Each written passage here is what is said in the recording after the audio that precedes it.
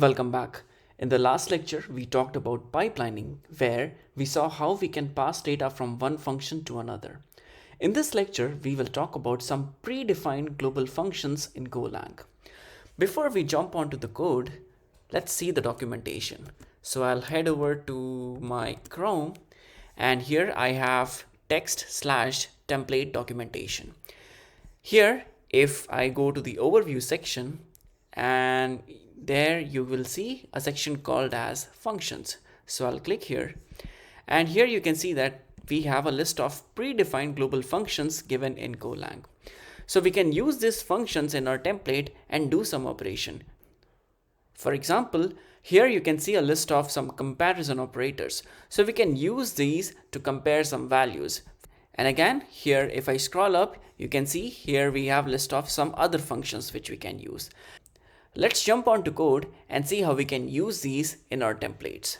So I'll switch back to VS Code, and let's start by deleting everything we created in our last lecture. So I'll start by deleting these two functions, and let's also delete them from our function map. And now we have our plain main.go. In this lecture, we are going to use enums. And if this is the first time you're hearing about enums, then I would highly recommend you to watch my introductory course on Golang, where I have talked about all these basics in great detail. This time, we are not going to pass details like this. Rather, it will be a slice. And it will be a slice of employees. So before we create the slice, we need to define the struct. So right before our main function, I'm going to define our struct like this. So the name will be employee, because we are going to pass the employee data. So I have to define a struct here. So I'll write type employee struct, and our employees will have name and it will be of type string. Then we will have age, and it will be of type int 32, or let's say int 8.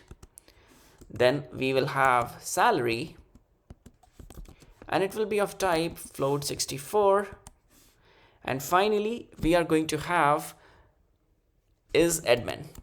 So we need to define whether our employee is an admin or not. So let's say this is bool. Now we have to create a slice of this struct. So let's see how we can do that. I'll create a new variable here called employees.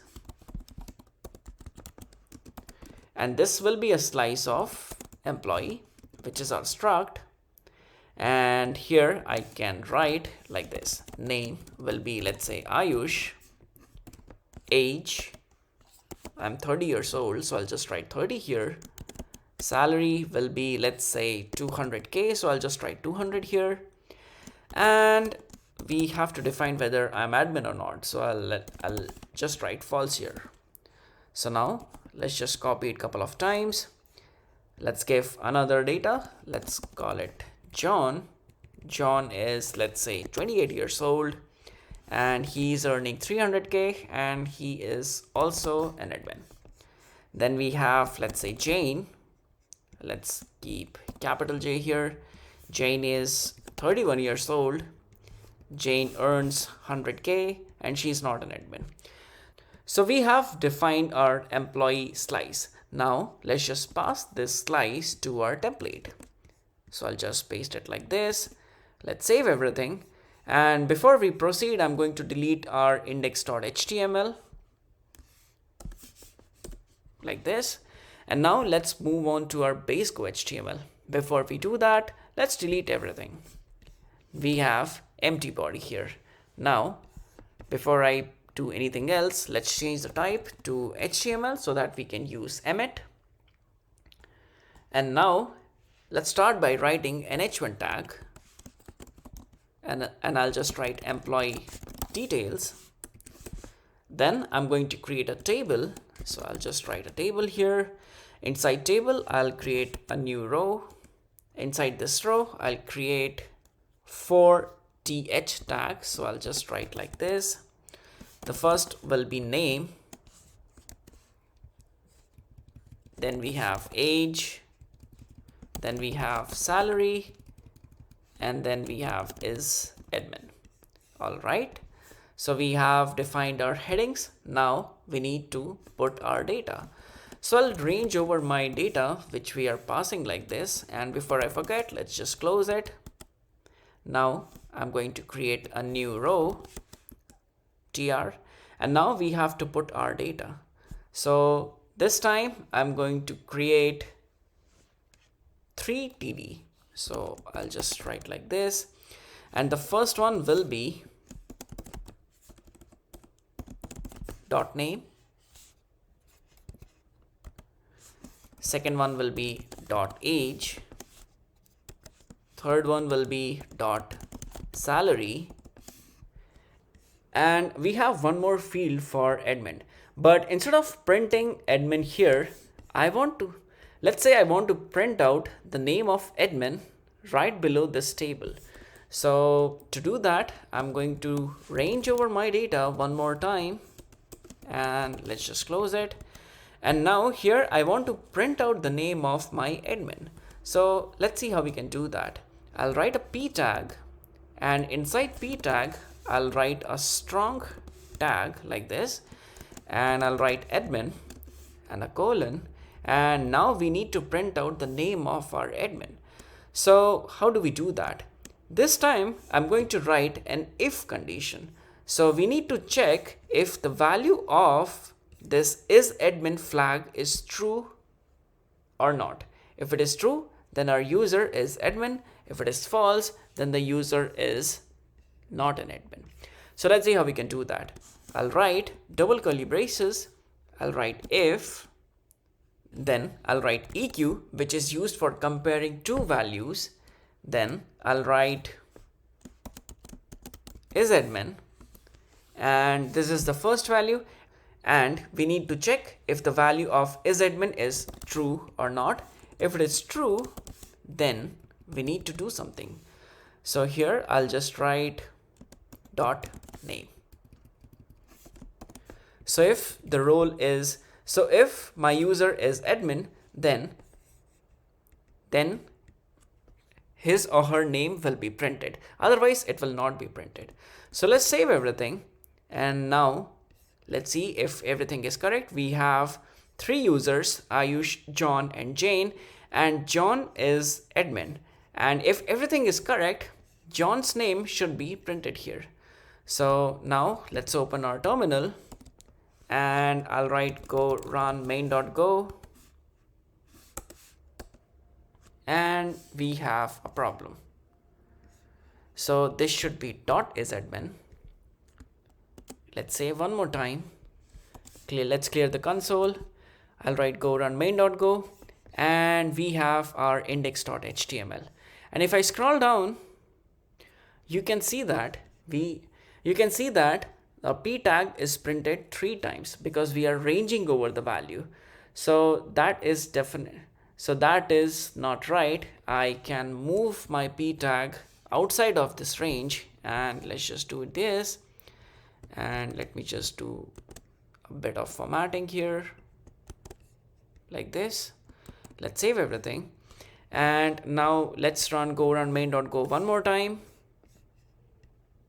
And now there you go. You can see that admin is John because the value of isAdmin flag is true for John. So that's why John's name is printed here. Now let's take it one step further. Instead of defining isAdmin flag like this, let's define the role of users. So I'll write role here, or let's leave isAdmin as is, and I'll write role here. Now this role can have 3 different values. A user can be an admin, a user can be a manager, or a user can just be a normal user. So let's define our enum here. So I'll write const, and here I'll write admin.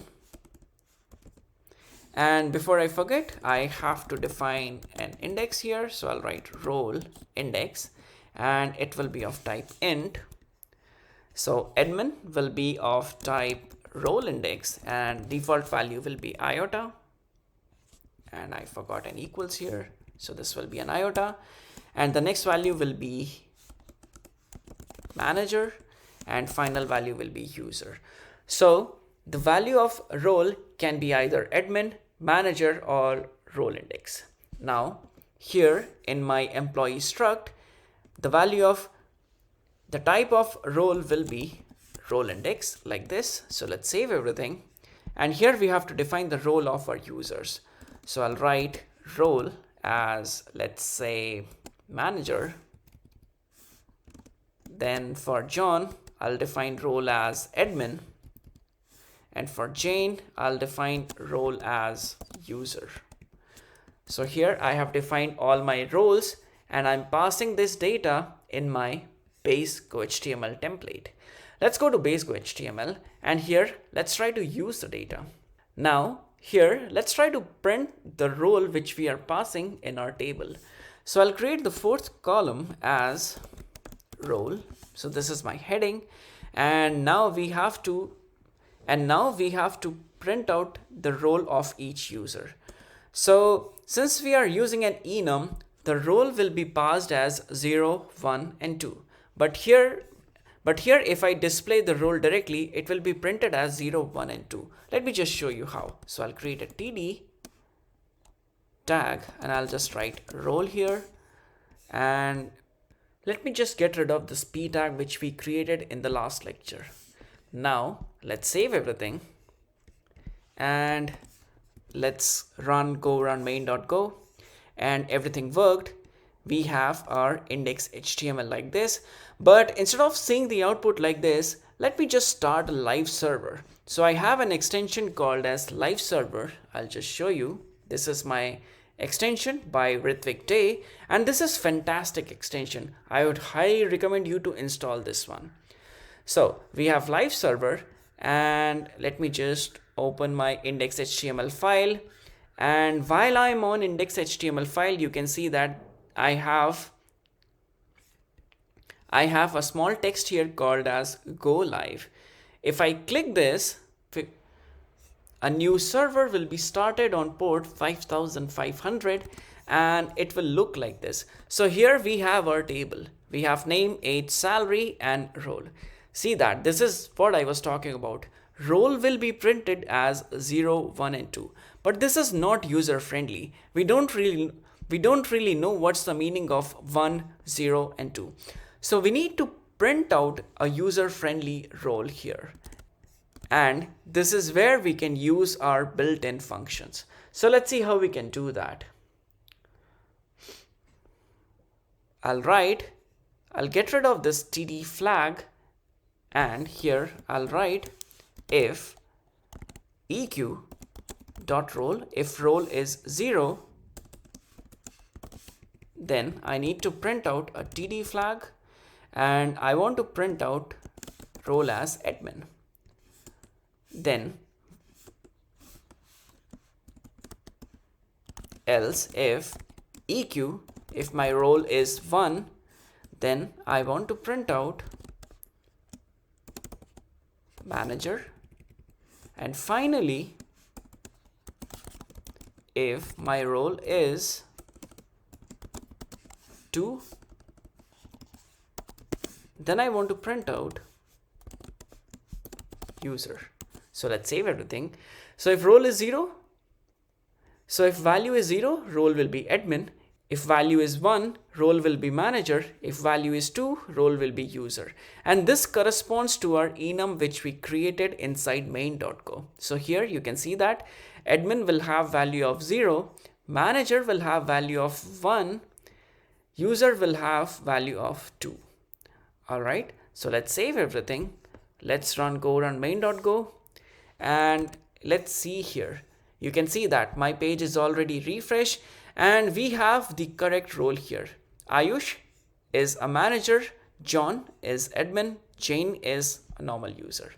So this is how we are going to use the built-in functions, and you can read the documentation about each and every function and just try to use some of them in your code. Let's take a pause here and let's see one more example in the next lecture. So I'll see you in the next one.